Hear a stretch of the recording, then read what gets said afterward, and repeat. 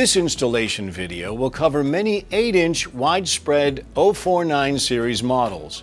All 8-inch faucets have handles that are separate from the spout, and the spread in the sink can vary between 8 and 15 inches across. For this video installation, we'll be using the Selia faucet. This product should be installed in accordance with all local and state building codes. These are the recommended tools that you'll need for this installation: a screwdriver, plumber's putty, an adjustable wrench, and some safety glasses or goggles. Additional helpful tools are a flashlight and a cleanup cloth. Also, you'll be using this installation tool, used to secure your faucet to the sink, which comes with your faucet. Notice that it has these holes running through it, so you can slip a screwdriver through to give you a better turning and tightening grip. Some installations may require new shutoff valves or other additional tools, which are not covered in this video. Now, you've already removed your old faucet and cleaned the area of the sink where your new faucet will go. Your water supply valves are still shut off, so let's get started. Take your new faucet out of the box. You should have the following items: pre-assembled faucet, 2 faucet handles, 2 valve bodies, one for the hot water and one for the cold water, 2 putty plates, 1 hose assembly, a hex wrench, 1 pre-assembled push and seal drain, and your quick install tool. First, you'll need to disassemble both hot and cold water valve bodies. The top of the hot one is colored red, and the top of the cold one is blue. Remove the clip and inlet line adapter and slide the square-shaped washer, the threaded mounting nut, and the inlet line adapter off of the valve stem and set them aside for the moment. You can now insert the valve stems into their proper holes in the sink. You'll need to position the hot water valve with the red ring on the left side of the spout and the cold water valve in the right side hole of the sink.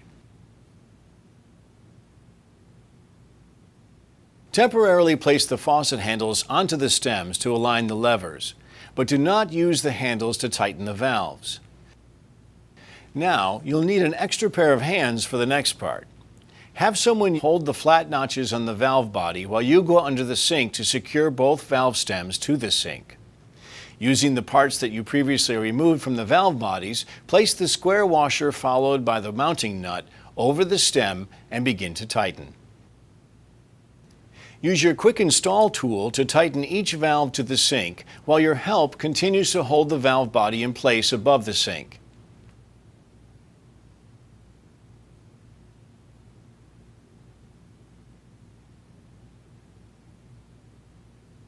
A tip: during this tightening process, it's a good idea to test your valve handle placement to ensure the valve is installed correctly and that your handles will mount correctly, pointing straight out from the faucet spout in the off position.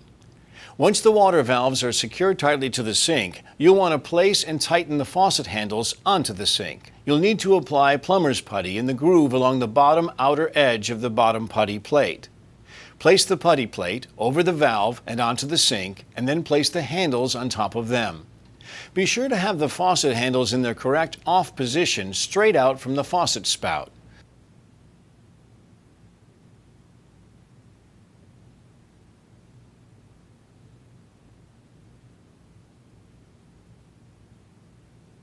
Then, using your hex wrench, tighten the set screws that are located at the back of each faucet.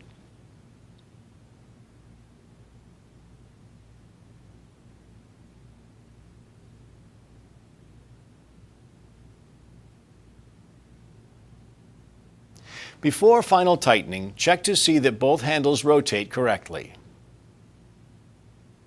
You'll need to do a little disassembling of your new faucet spout in order to remove the pieces off that you'll use to secure it to the sink.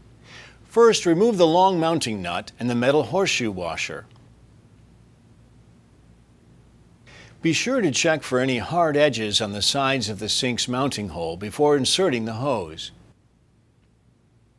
To mount the faucet spout to the sink, you'll need to apply plumber's putty in the groove along the bottom outer edge of the bottom putty plate, and then secure the upper plate on top of it.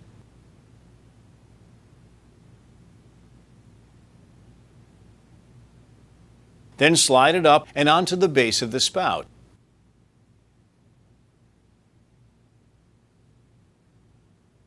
Feeding the water supply lines through the hole and under the sink. From underneath the sink, secure the faucet to the threaded mounting post that rests next to the water supply line. First comes the metal horseshoe washer, which is designed to accommodate the lines feeding out of the faucet. Be sure to have the bumpy side of the washer facing up for a tighter seal against the sink. Next is the long mounting nut, for which you'll use the quick install tool to tighten onto the sink. Again, it helps to have someone topside to make sure you're tightening it on straight. Now you want to install the hose connector that connects to both the water supply receiving tube and the hot and cold valves. Each of these connecting fittings have been designed for you to install by hand, so you won't need any tools for this job. Be sure to remove the protective cap that's on the water supply receiving tube before installing the hose connector onto it.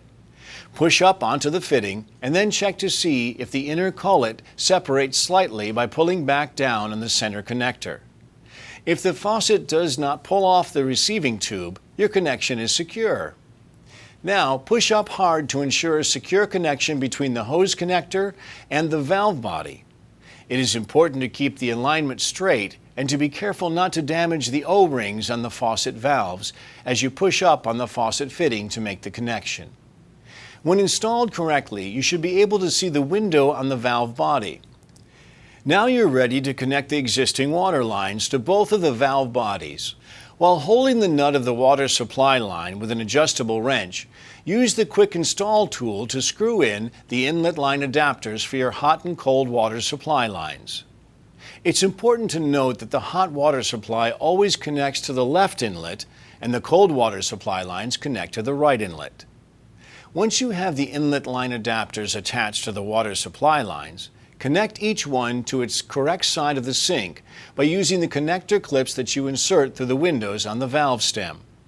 Push the clip tightly through to the other side. Now that the faucet is connected and secured, it's time to head back to the sink to install your push and seal drain. First off, you'll want to disassemble the push and seal drain before you install it into your sink. Remove the MAC washer and the mounting nut from the stem of the drain body and set them aside for the moment. Insert the drain body into the hole of the sink and align the logo with the sink. Then, from under the sink, you want to partially thread the MAC washer and the mounting nut onto the drain body of the sink, making sure the MAC washer is facing with the wider portion towards the bottom. Insert and secure the drain assembly into the P-trap pipe fitting. Here's a tip. To ensure a tight fit, you may want to use a cloth and a set of channel locks to tighten the P-trap to the drain. Then by hand, firmly thread the drain body into the sink. Return topside and check to see if the push and seal function is operating properly. All that's left to do now is to check for leaks. Go back under the sink and turn on the hot and cold water valves. Make sure the water lines are not dripping or spraying any water. Return topside, and before you run any water, to be sure to remove the aerator from the faucet's head. Then turn on each of the handles slowly and allow the hot and cold water to run for at least 15 seconds to clear the water lines.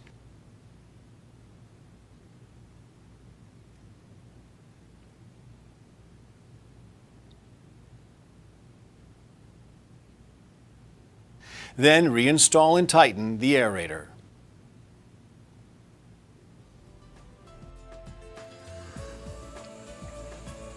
We hope this video has made your DIY experience a success. At Pfister, your experience matters to us, and we are committed to providing you the finest products and best customer experience.